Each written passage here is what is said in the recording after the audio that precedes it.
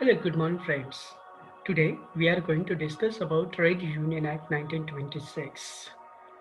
Already we had discussed about trade unionism, but later we are going to discuss here the Trade Union Act 1926. So first, Trade Union Act 1926, the Constitution of India confers on all citizens a fundamental right under Part 3. So here, fundamental rights is provide to all citizens of India to form associations or unions. To form associations or union, and the rights to form union is thus doubly recognized in India by the Constitution of India and the Trade Union Act 1926. Means to form association, to form unions, to constitute association or unions under the Indian Constitution as well as that provision as provided under the Trade Union Act 1926. Means doubly recognize the trade union in India under these two acts. The act needs a drastic revision. So actually there was the drastic need or great need to revision such a complete enactment, complete act. Why? It is a need to make drastic revision in the enacted act, complete act. It should cover a good many subjects such as the recognition for collective bargaining. Why? Because earlier there was collective bargaining issue was very poor. Why? Because first and foremost the laborer were the poor. They could not take action or defense against the employers. That is why the bargaining power, collective bargaining power was very poor. And ultimately, their demands could not be fulfilled from the employers. Then after, they were poor and they could not file their cases before the appropriate authority. So that time, there was great need to make representation on behalf of the employees. So that is why there was great need to form our association for the employees. So that is why the trade union shall have to make a representation on behalf of the employees. Then resolution of internal dispute means whatever this internal dispute between the employer and employee, this should be resolved. Means here trade union is the negotiating the matter between the employer and employee on various issue or internal issues. Then victimization of members and protection from unfair treatment by the employer. Means those employer group were exploited the laborers. It should be stopped. It should be prevented. So that is why the trade union is taking initiative or taking efforts to stop to prevent unfair treatment by the employers to the employees. So friend, due to these reasons, the Trade Union Act 1926, it is very important for the laborers. Then what is the actual object of the act? Object of the act. So first, to provide for the registration of trade union. Means earlier, before 1926, there was not such a provision to register the trade union. But due to this act, or through this act, the trade union must be registered to provide for the registration of trade union. And second thing is to confer on registered trade unions certain protection and privileges. To confer on registered trade unions certain protection and privileges. Means here the rights and privileges should be protected under the registered trade unions. Means all these provisions has been provided under the act. I mean these two objects are very important regarding to the Trade Union Act. Then where is the scope of the act? This act extends to whole of India and it came into force on 1st of June 1927. Then, what are the objectives of the trade union and functions of the trade union? Objectives and functions. What is trade union, or what is the object or functions of the trade union?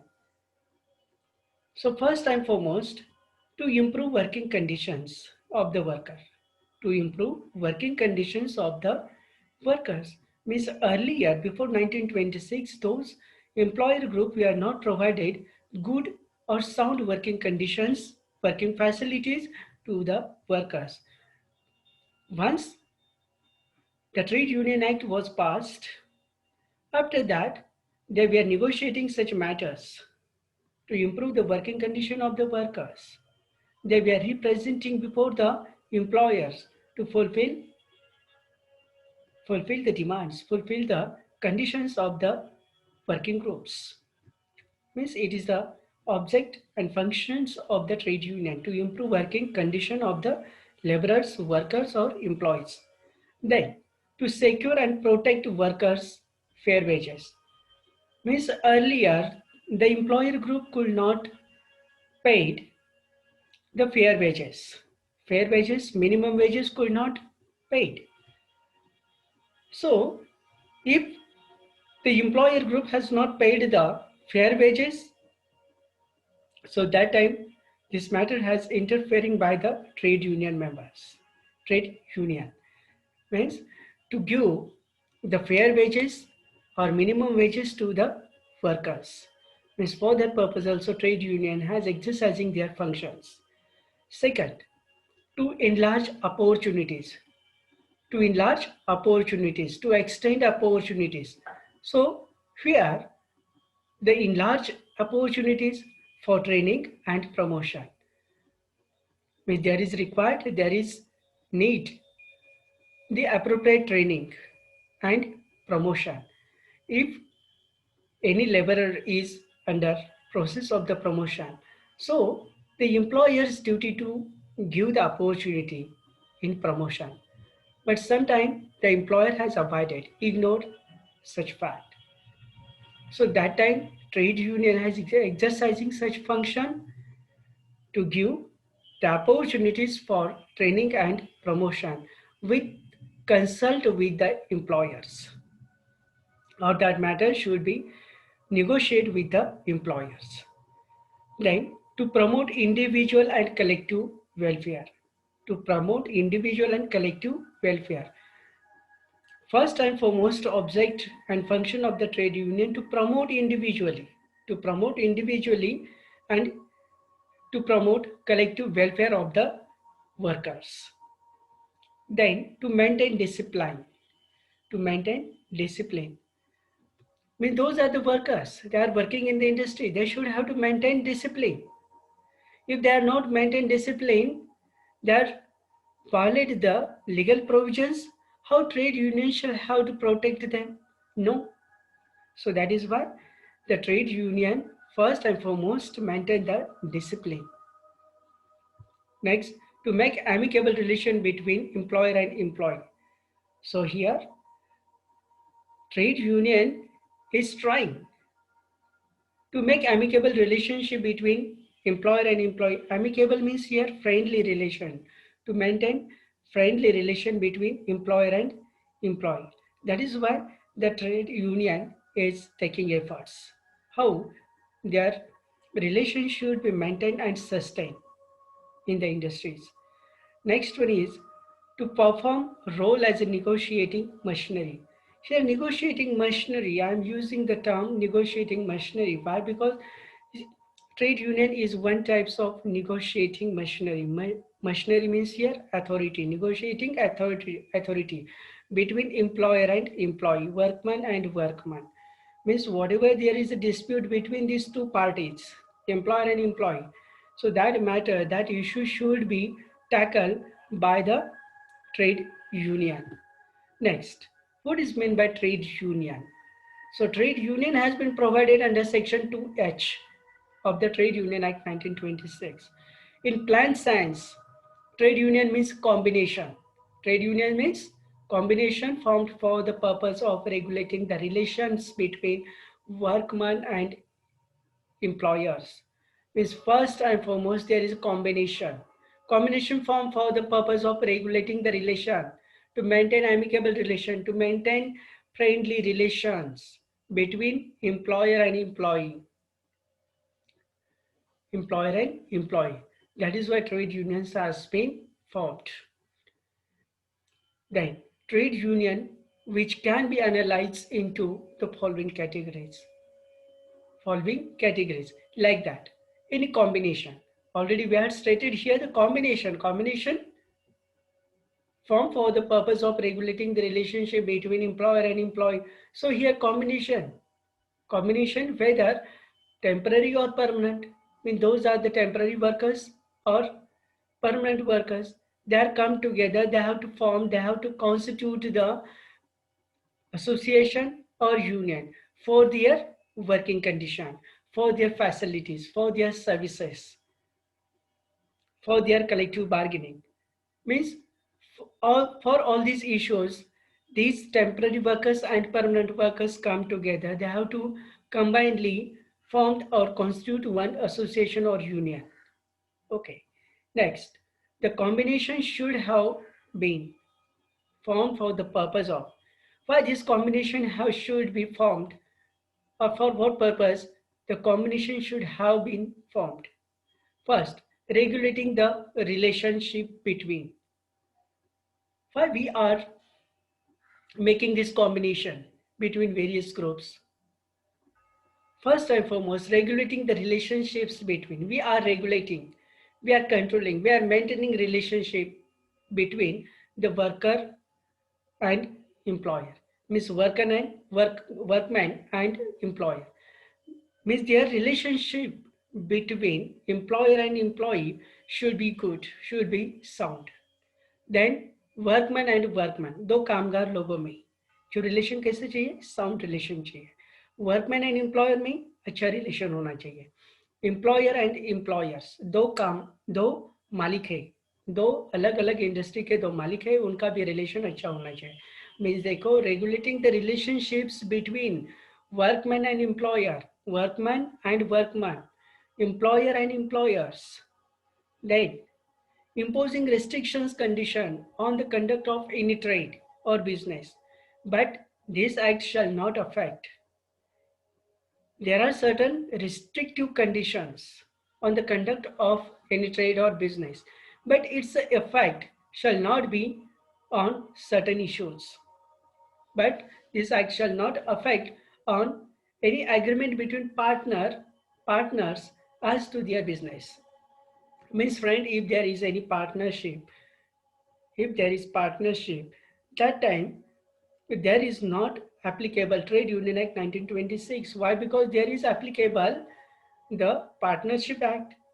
Means under Partnership Act, this partnership business which is running or which is going. So that is why any agreement between partners as to their business, there is not applicable the Trade Union Act. Next, any agreement between an employer and those employment by him, such employment, as to such employment, means at the time of recruitment. At the time of recruitment, there is agreement between employer and employees, employer and employee. That time, employer has imposed certain conditions, and all these conditions has accepted by the employees. So there is such contract. Okay. And on this provision, the Trade Union Act 1926 shall not affect. Next, any agreement, any agreement in consideration of the sale of goodwill of a business or instruction in any profession, trade, or handicraft. Agreement in consideration of the sale of goodwill. Okay, there is agreement regarding to the sale of goodwill, selling business, and this in this business there is any contract or agreement. So the trade union shall not affect on this sell good. Why? Because sell sell good act is there. Means all this provision regarding to the sale of goodwill shall be protected or regulated under the Sale Goods Act. So friend, this Trade Union Act is very important in case of the poor laborer. They could not fight against the employers for their demands. So friend, first and foremost, trade union is regulating the provisions of the workers. Second thing, maintain the amicable relationships between the employer and employee, workman, employer and employer. Next, trade dispute. What is meant by trade dispute? Trade dispute has been provided under section 2G.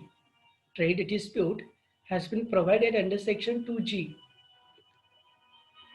Trade dispute means any dispute. Trade dispute means any types of dispute between employer and workman. जो trade dispute है वो कौन सा भी dispute हो सकता है, मगर किस में है? This trade dispute between the employer and workman, एक मालिक और एक कामगार, इसमें भी डिस्प्यूट हो सकता है. Second, between workman and workman, दो कामगार लोगों में भी इन ट्रेड डिस्प्यूट हो सकता है. और बिटवीन एम्प्लॉयर्स एंड एम्प्लॉयर्स, दो मालिक लोगों में भी, दो मालिक है उनमें भी इंडस्ट्रियल डिस्प्यूट हो सकते हैं. Means the trade dispute means any dispute between employer and workman, between workman and workman, between employers and employers. It's called trade dispute. Second clause, any such dispute must be connected. Okay, this dispute between these parties, but this dispute may be connected with the employment. This issue or this dispute may be connected with the employment, non-employment, the form of employment, the terms of employment, the conditions of labor, or any person. Means any such dispute must be connected with employment issue, non-employment issue. Employment issue means what? Means whatever this provision has been provided under the act, but the employer has not provided such a provision or condition to the employees. So that time this issue connected to the employment. Second, non-employment. Non-employment means earlier he was the part of the employment, but right now he is not part and parcel of the employment, non-employment. फिर भी झगड़े कैसे है?